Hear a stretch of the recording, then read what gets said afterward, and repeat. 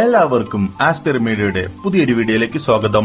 ഏറ്റവും പുതിയ സിനിമകളുടെ OTT അപ്ഡേറ്റ്സ് അറിയാൻ ഈ ചാനൽ മറക്കാതെ സബ്സ്ക്രൈബ് ചെയ്യുക. ആദ്യത്തെ അപ്ഡേറ്റ് ഗുഡ് ബാഡ് അഗ്ലി എന്ന തമിഴ് സിനിമയുടേതാണ്.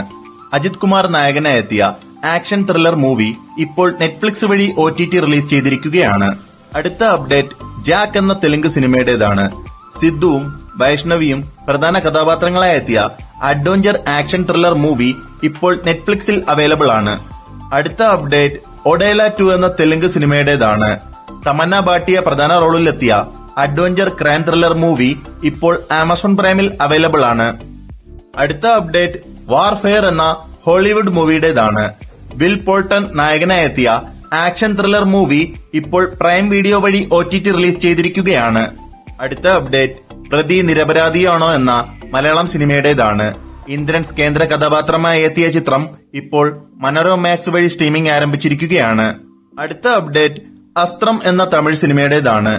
ശ്യാമും നിരഞ്ജനിയും തകർത്ത് അഭിനയിച്ച ക്രൈം ത്രില്ലർ മൂവി ഇപ്പോൾ ആഹാ തമിഴ് OTT പ്ലാറ്റ്ഫോമിൽ അവൈലബിൾ ആണ്. അടുത്ത അപ്ഡേറ്റ് ഡിപ്ലോമാറ്റ് എന്ന ബോളിവുഡ് മൂവിയുടേതാണ്.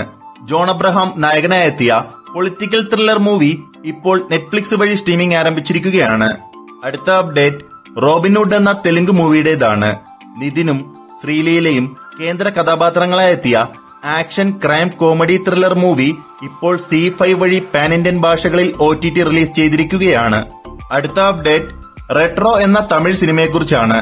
സൂര്യ നായകനായി എത്തിയ romantic action thriller movie May 29 Netflix വഴി OTT റിലീസ് ചെയ്യുന്നതാണ്. അവസാനത്തെ അപ്ഡേറ്റ് ഹണ്ട് എന്ന മലയാളം സിനിമയെക്കുറിച്ചാണ്. ഭാവന പ്രധാന കഥാപാത്രമായി എത്തിയ horror thriller movie May 23 Manorama Max വഴി OTT റിലീസ് ചെയ്യുന്നതാണ്. അപ്പോൾ ഇതുപോലത്തെ OTT അപ്ഡേറ്റ്സിനും സിനിമാ വാർത്തകൾക്കുമായി ഈ ചാനൽ മറക്കാതെ സബ്സ്ക്രൈബ് ചെയ്യുക.